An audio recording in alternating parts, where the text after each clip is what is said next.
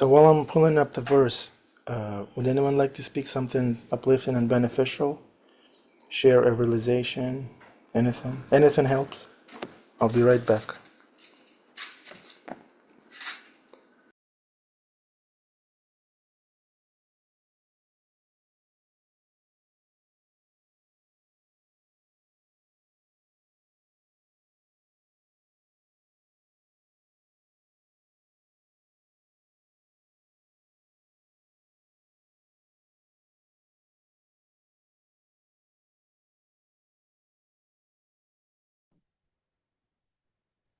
Harinama, Harinama, Harinama, Eva Kevalam, Kalu Nasta Eva, Nasta Eva, Nasta Eva, Gatiranyata.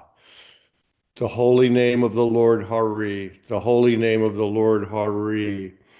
In this age of quarrel and hypocrisy, the only means of deliverance is the chanting of the holy names of the Lord. There is no other way, there is no other way, there is no other way.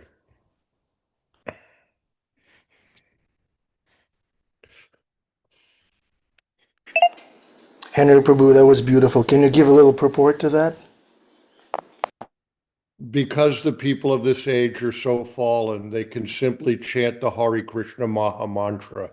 In this way, they can rid themselves of the bodily conception of life and become eligible to engage in the Lord's devotional service.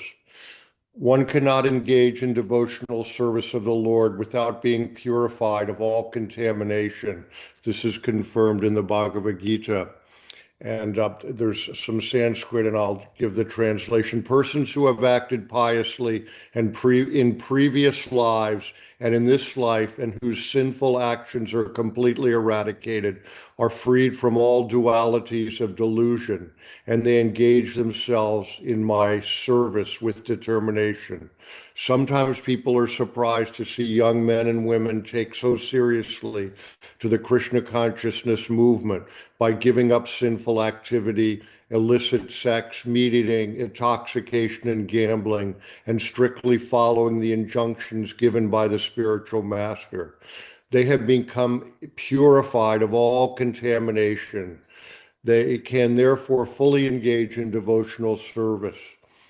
In this age of Kali, Hari Kirtan is very important.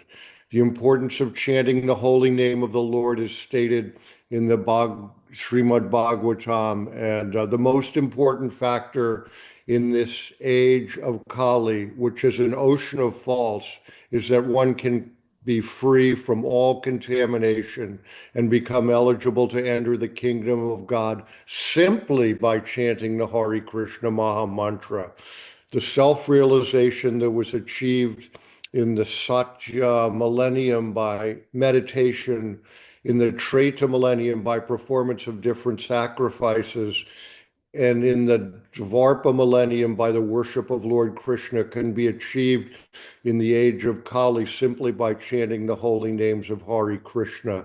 This is the mercy that we've gotten from Sri Chaitanya Mahaprabhu. We can just bypass all those other methods and go right to pure love of Godhead just by chanting the holy name. That's all we need. We don't need anything else. And this is what we were celebrating yesterday, Lord Chaitanya's 540th birthday, and he gave us this incredible boon, and opened the storehouse of love of Godhead and spread it to everyone, where even low-born people like us Westerners and people from anywhere in the world can achieve the highest level. And what Prabhupada is talking about here was a miraculous thing, because he came and he was speaking to these young people who were in the middle of the hippie movement, and they just had the worst habits and everything, and instantly they would change overnight and become his pure disciples, and they went on to do decades of incredible work and change people's lives all over the world. And so we're in a very fortunate time to be only 540 years out from the birth of Lord Chaitanya Mahaprabhu. We're actually practically in the Chaitanya Charitamrita. We're so close to the beginning of this wonderful. This is the golden age that Lord Chaitanya came to inaugurate, and there's no limit to what we can do if we just follow Srila Prabhupada's words and take seriously to what he's given us, from Lord Chaitanya Mahaprabhu. And Hare Krishna. That's Thank my. you, Henry Prabhu. That was beautiful. Yeah, we're basic. Jai, Jai. Thank you. Yeah, we're participating in the Leela. The Leela is available. The Leela is unfolding, but it's up to us whether we want to be part of it or not. It will happen. So why not be part of it? Of this miraculous movement started by Lord Chaitanya. Thank you, Henry Prabhu. Thank you. Yeah, we can change overnight. Forget the past, flush it down, move on, chant, dance, feast. There's no impediment. Thank you. Okay, I got the verses. Let me see if I can share my screen. Krishna, help me. There it is. So the verses are 15 through 23. 15 through 23. Krishna Daya Prabhu, would you like to recite the auspicious prayers? ॐ ज्ञानतिमिरन्धस्य ज्ञानाञ्जनाशलाखया चक्षुरुन्मिलितं येन तस्मै श्रीगुरवे नमः। श्रीचैतन्यमनोभीष्टं स्थापितं येन भूतले स्वयं रूप कदा मह्यं ददाति स्वापदान्तिकं।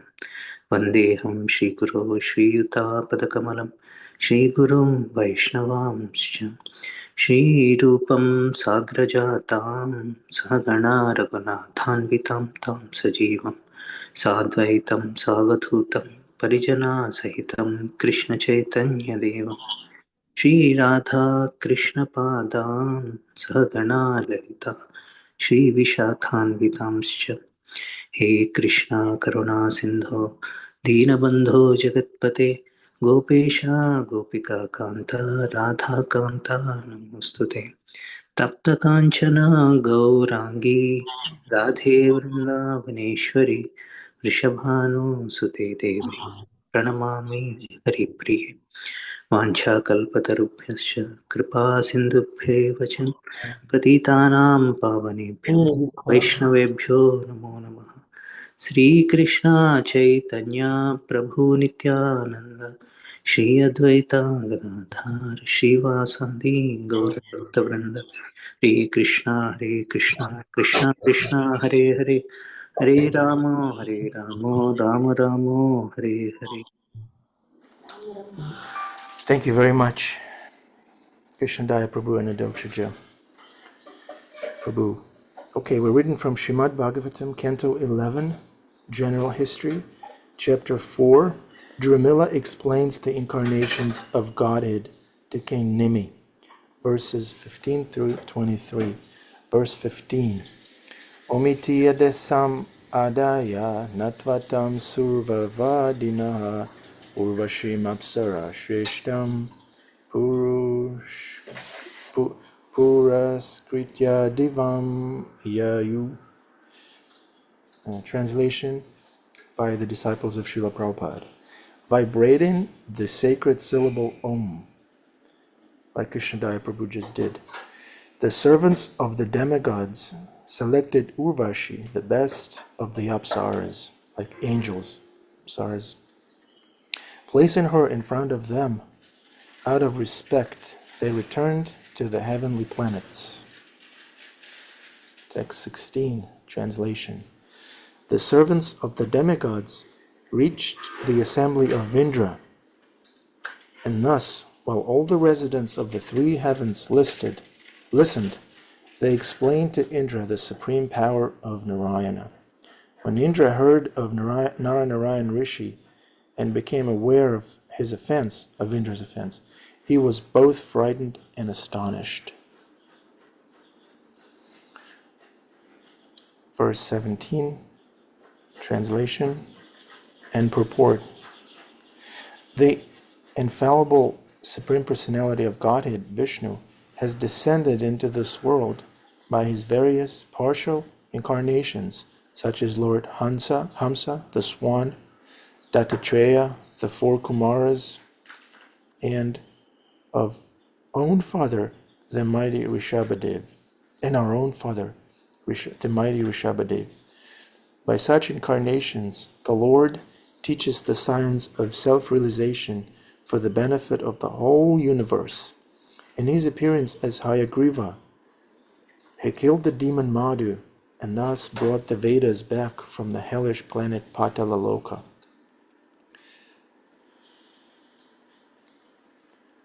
Purport. It is stated in the Skanda Purana that the Lord of the universe, Hari himself, once appeared in the form of a young brahmachari named Kumara and spoke transcendental knowledge to Sanat Kumara. Verse 18. Translation. In his appearance as a fish, the Lord protected Satyavrata Manu, the earth and her valuable herbs. He protected them from the waters of annihilation. As a boar, the Lord killed Hiranyaksha, the son of Diti, while delivering the earth from the universal waters.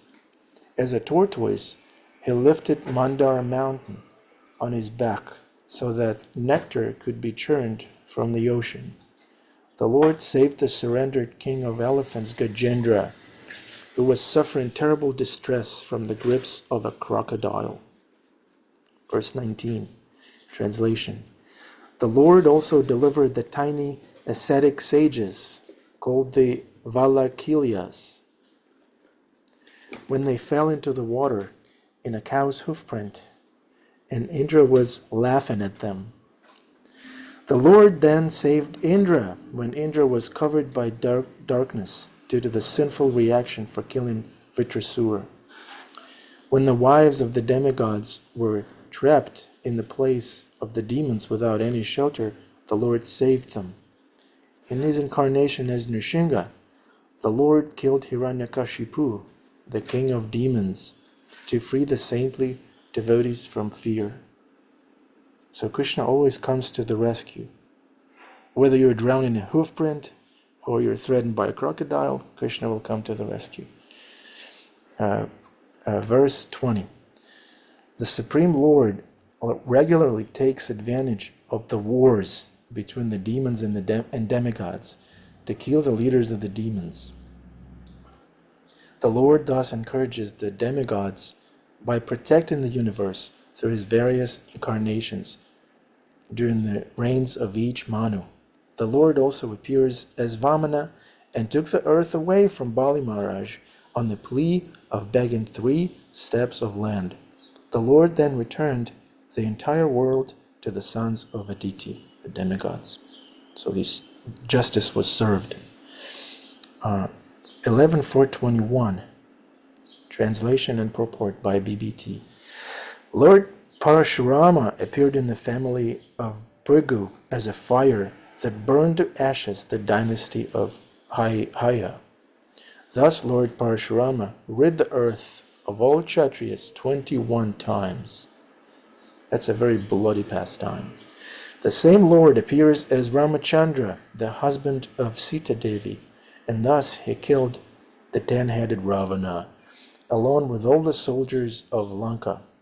May that Sri Rama, whose glories destroy the contamination of the world, be always victorious. Purport. According to Srila Sridhar Swami, Lord Ramachandra was more or less a contemporary incarnation for the 9 Yogendras. Thus, they have offered particular respect to Lord Ramachandra, as indicated by the word Jayati. Jayati. Jayati means is always victorious. Jaya means victory. Jai Robinson means victorious. Jai Robinson. 11.422. Translation and purport.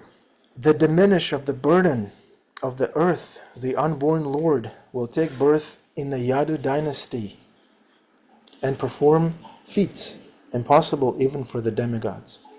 Propound in speculative philosophy, the Lord, as Buddha, will bewilder the unworthy performers of Vedic sacrifices. And as Kalki, the Lord will kill all the low-class men posing as rulers at the end of the age of Kali. Purport. It is understood that in this verse, the description of the Lord's appearance in the Yadu dynasty refers to the appearance of both Krishna and Balaram, who together removed the demoniac rulers who were burdening the earth. Srila Jiva Goswami has pointed out that the description of the incarnations to deal with Shudran, or low-class man, refers to both Buddha and Kalki. Those who misuse Vedic sacrifice to engage in gross sense gratification, such as the sinful killing of animals, are certainly in the category of Shudra, as are so-called political leaders of Kali Yuga who perform many atrocities in the name of state management. How pertinent. 23. Translation and purport. O mighty armed king, Indra, there are innumerable appearances and activities of the Supreme Lord. Oh no, it's not addressed to, he's not talking to Indra, he's talking to, what is he talking to? He's talking to King Nimi, yes. O mighty armed king, there are innumerable appearances and activities of the Supreme Lord of the universe, similar to those I have already mentioned. So innumerable. In fact, the glories of the Supreme Lord are unlimited. Purport. Thus ends the purport of the humble servants of His Divine Grace A.C. Bhaktivedanta Swami Prabhupada to the 11th canto, 4th chapter of the Srimad Bhagavatam, entitled Dramila Explains the Incarnations of Godhead to King Nimi. Stop share. Hare Krishna. So these were the verses. We can go anywhere. It's a very broad subject matter today. So, would anyone like to speak? This is a community class. Once again, you're all welcome to contribute.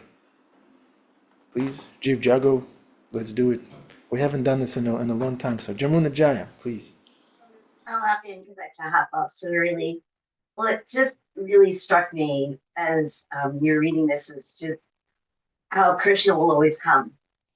And we can never get to a point where we think, I mean, it shows this majesty that something is too big for Krishna to overcome. We get to think, I can't, but look at what he can do. And again and again and again, he tells us in the Bhagavad Gita, why does he come? You know, number one, he comes for his devotees. And so it just, when you're reading it, really just gave me such heart and faith. There's nothing that he can't lift up. There's nothing he cannot do. And this was very faith-giving. And back to what Henry read before, all he asks of us, really, he asks so little. Just chant the holy names, chant the holy names. It's not like we have to do Ashwamedha sacrifices. You know, you don't have to stand on one foot forever. You know, we don't have to go to the forest. Just chant the holy names, and he will come. He wants to come. And so this is just really beautiful, and all the varieties of ways. He's so creative, and he turns himself into what is needed to get the job done. So there's no reason for us to think there's something he cannot do. He's done it, and he will continue to do it out of his causeless love for us. So, Krishna. Thank you, Jamuna Jaya, for pointing that out. So Krishna will take whatever form, whatever is needed. He'll do the needful in order to deal with the situation, either punishing the demons or pleasing his devotees. Krishna will turn into a boar, into a fish, whatever. So in the same way, we as devotees of Krishna, we should use our intelligence to adjust to the external circumstances while keeping the essence of bhakti and proceed accordingly.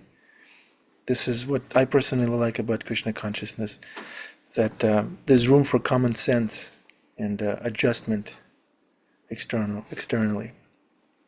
It's it's a process that can work in any that applies to any situation. Can work anywhere you want. Um, what else stuck out to me while Jamunjaya was speaking? Krishna will come. You don't. Yeah, you don't need to. There's no need to sacrifice a horse. The essence of the yagya is where your attention goes. If your attention goes to Krishna, that's yagya, that's offering, that's a sacrifice. We burn our unwanted desire in the fire of yagya when our attention goes to Krishna.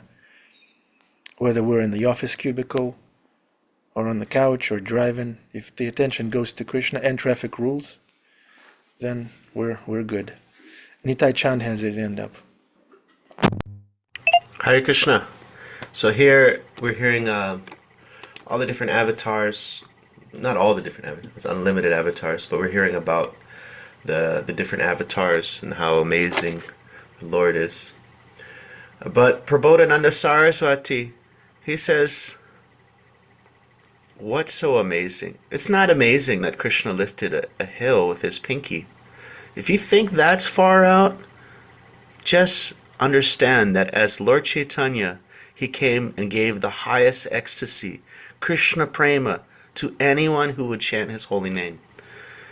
So if you think lifting a hill is amazing, what's really amazing is the pastimes of Lord Chaitanya, where he distributes the highest, greatest prema just to those who just simply just chant his name. Hare Krishna. Okay, just his name, like Henry Prabhu recited in the beginning. Just chant Hare Krishna, and don't worry. Masuchaha. Thank you, Nityananda Chandra Prabhu. Yeah, that's the miracle of bhakti. That just by chanting Hare Krishna, everything will be achieved.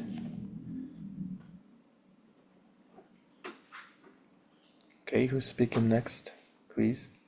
Anything that stuck out to you, any avatar, anything. What's your favorite avatar, everybody, please? Your favorite avatar. Krishna Daya Prabhu.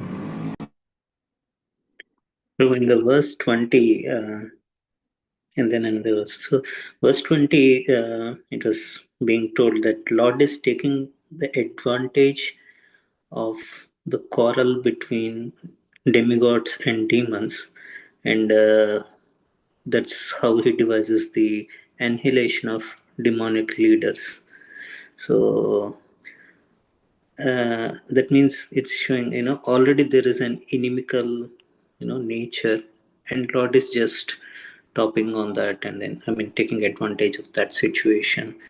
So and then creating an annihilation path for the demonic people. So and I was just thinking, like, so if at all such a situation is not there, so then the Lord's business also will be simple, and then there will be no path of annihilation for anybody. So then how that happens is, like, we have to be favorable to the Lord. So there is no that inimical tendency should not be there.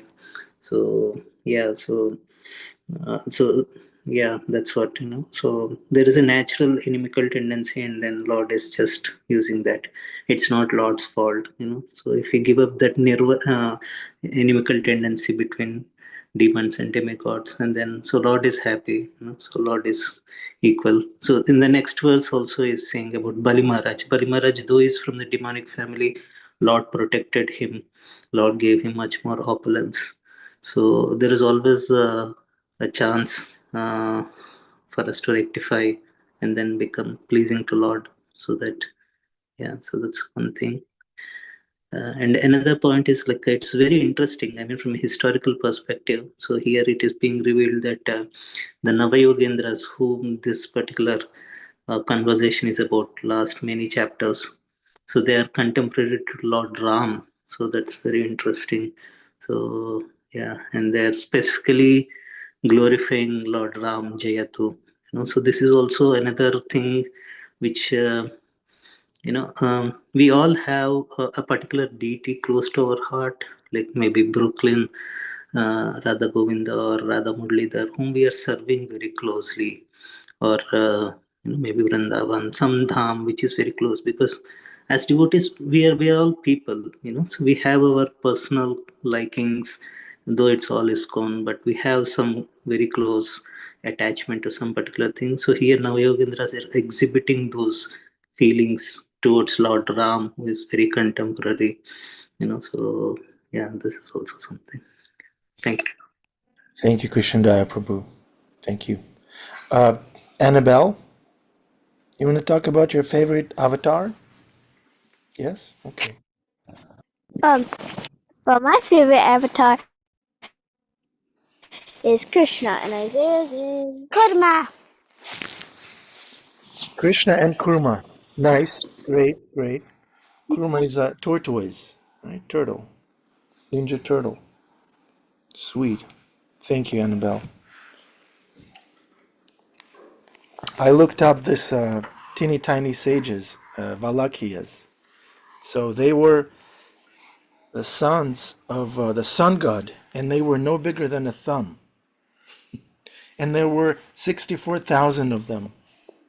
And they represent renunciation, because they gave up family life. I would give up family life too if I was the size of a thumb, immediately. Yeah, next life maybe. Krishna will grant that opportunity. Yeah. Yeah, so they were very advanced spiritually, and Indra laughed at them when they were drowned in a hoof print. And then they performed severe austerity, and the universe started heating up because of that austerity. Yeah. So yeah, if something goes wrong, Krishna will come to the rescue. We need to be renounced, pure, even if we are the size of a thumb. Okay, who's speaking next? Nitai Chand? I was looking up the verse that I mentioned. I was trying to find it, but I couldn't find it. I believe it's Prabodhananda Saraswati. Maybe Krishnadaya knows it by heart already. Krishnadaya, can you help Nitai Chand look up that verse? Yeah, I'm so sorry, I lost. What is the exact sky value? He says, it's not at all amazing that Krishna lifted a hill with his pinky. Oh, yeah. I'll look at that. Yeah.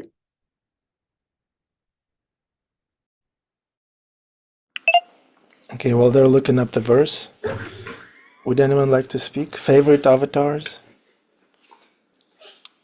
My wife's favorite avatar is Kurma. She said that I should have been named Kurma because I'm slow.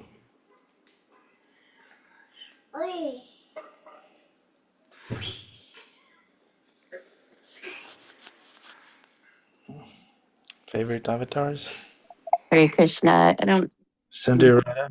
I guess I'd say Lord Chaitanya, right? But it's also very scary that it's so easy to chant the holy name, yet it isn't that easy for most of us. And to put that in perspective, especially where we are in the age of Kali. And I also was looking up for these verses, a deeper pattern that's coming through.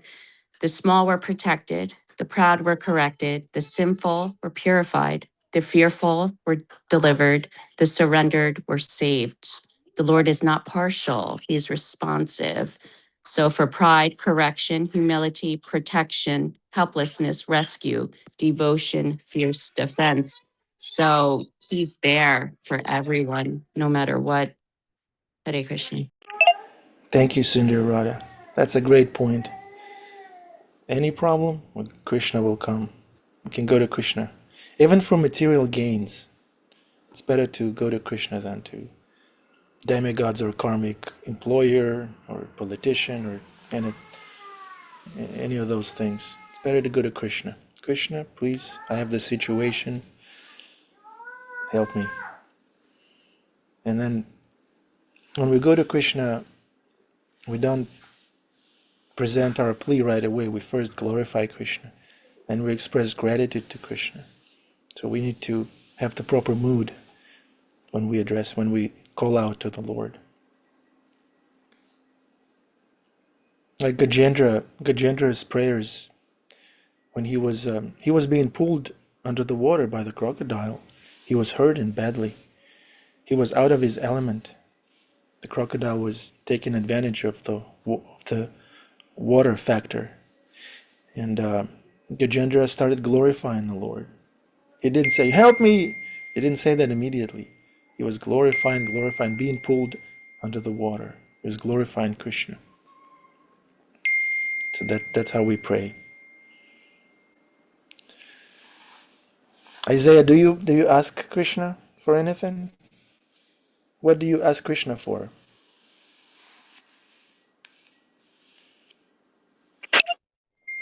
That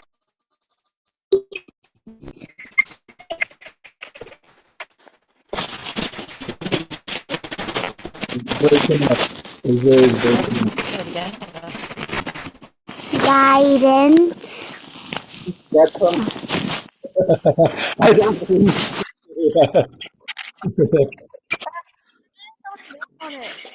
Second. Guidance is coming from Karen.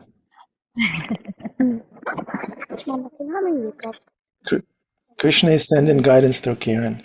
Krishna is sending love, care, affection, guidance, warmth. Karen, how are you? Okay. Trying to get some guidance myself. Yeah, yeah, yeah. Pray for some guidance. Yeah. Pray to Krishna. Krishna, please give me brains. Give me brains. Give me the I ability. need some intelligence to make wise.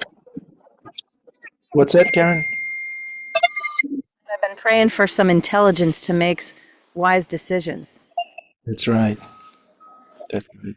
Krishna says, I'm the ability in men and women. So he's the right person to go to. And Krishna is very capable. Sometimes we doubt that Krishna is aware what's going on. Krishna doesn't know all the details. Krishna may not give the answer that I want, but Krishna is very capable, and he knows everything. He's in the heart. He, like, what's that saying? God is not looking upon us from above. He is looking at us from within our own heart. So Krishna is aware, capable, friendly, favorable, all-powerful. And but what it takes on our part to hear Krishna, what does it take on our part to hear Krishna's message? Any suggestions? What are the qualifications? What are the requirements for us to hear Krishna? Annabelle, how do you hear Krishna? What does it take to hear what Krishna has to say?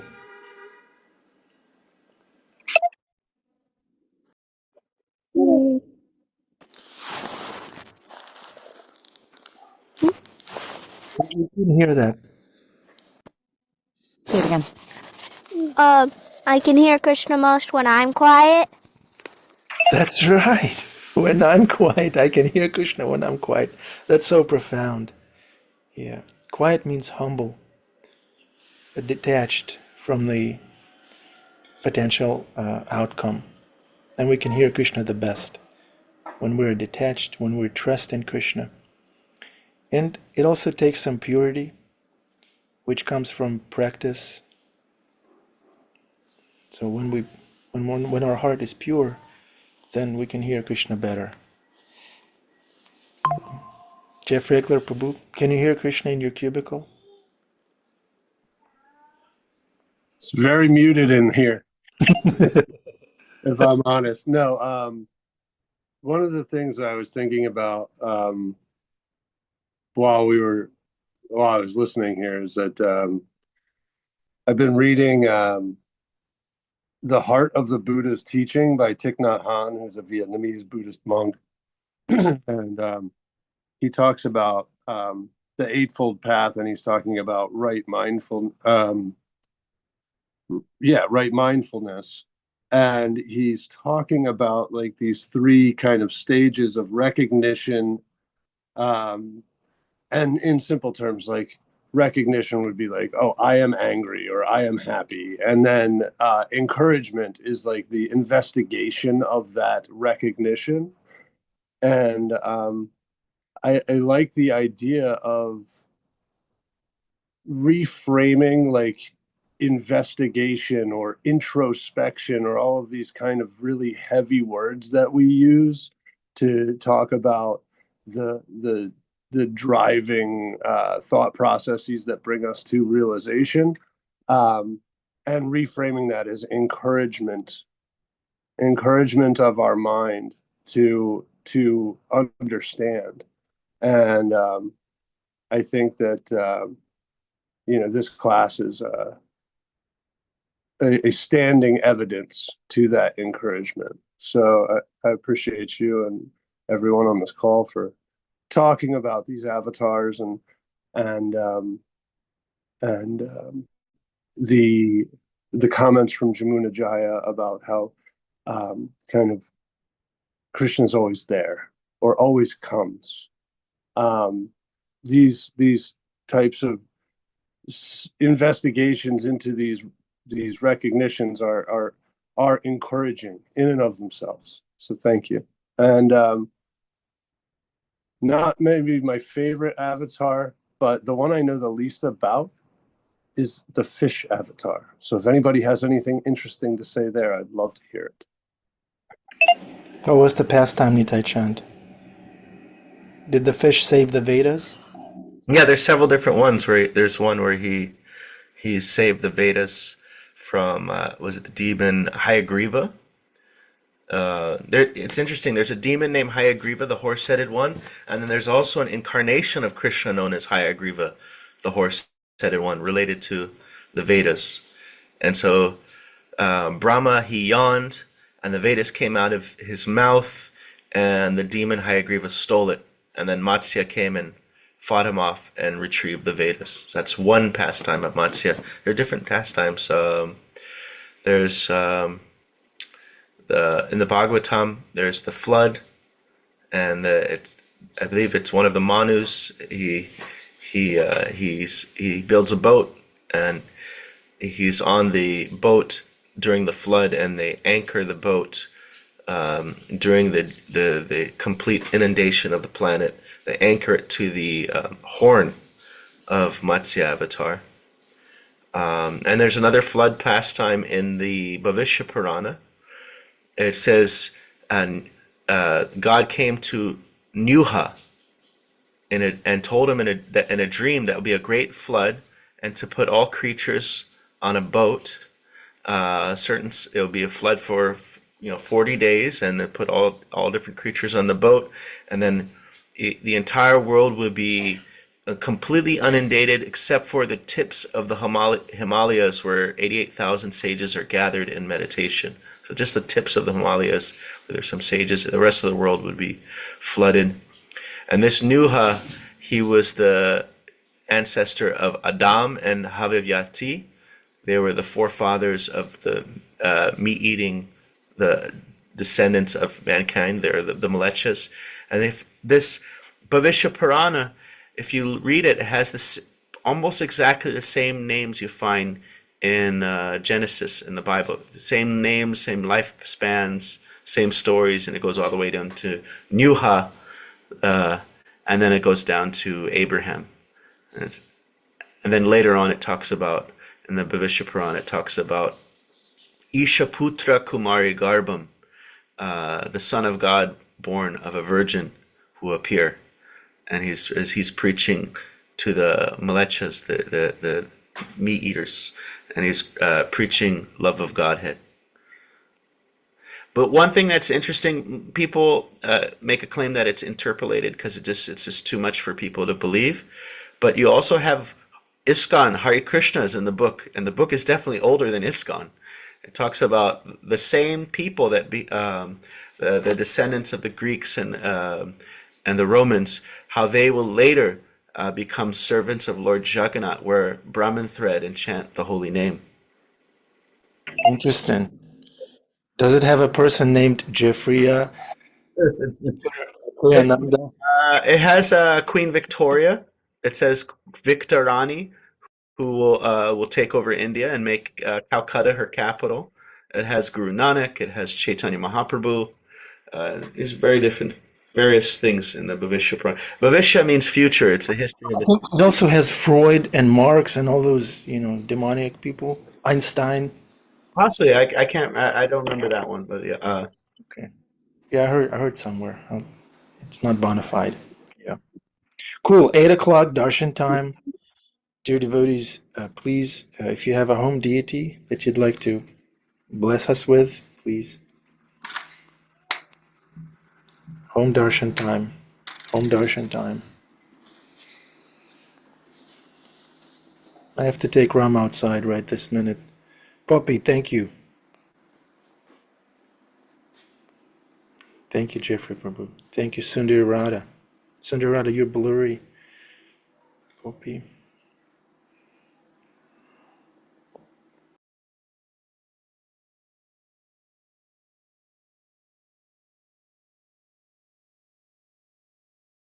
Hemangi, thank you.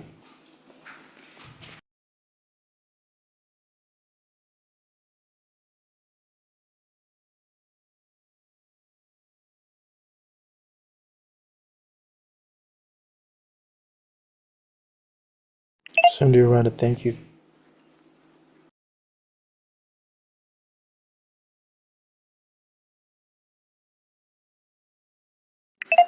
Sweet.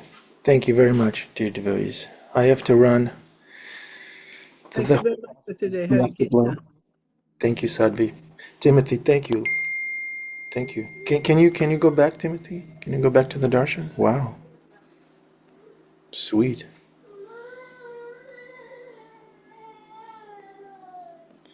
Sage Sky, I see you're ready to chant loudly. Okay, Sage Sky, Annabelle and Isaiah. Sundarananda, thank you. Thank you. Beautiful. Okay. Junior choir, please unmute yourself and chant as loud as you can. Hare Krishna, Hare Krishna, Krishna Krishna, Hare Hare, Hare Rama, Hare Rama, Rama Rama, Hare Hare. No, they were ready. They were on. Thank you. I think that's how Valyakiyas sounded. That's what they sounded like, those teeny tiny sages. Hare Krishna, that's how they chanted. Cool. Thank you very much. Shrimad Bhagavatam that never ends. Ki Jai. Krishna who always comes to the rescue. Ki Jai. Sundarananda Prabhu and his dynasty. Ki Jai. Everybody on this call. Ki Jai. Thank you. Hare Krishna. And Bihari Prabhu ki jai. Thank you for bringing us all together. It's such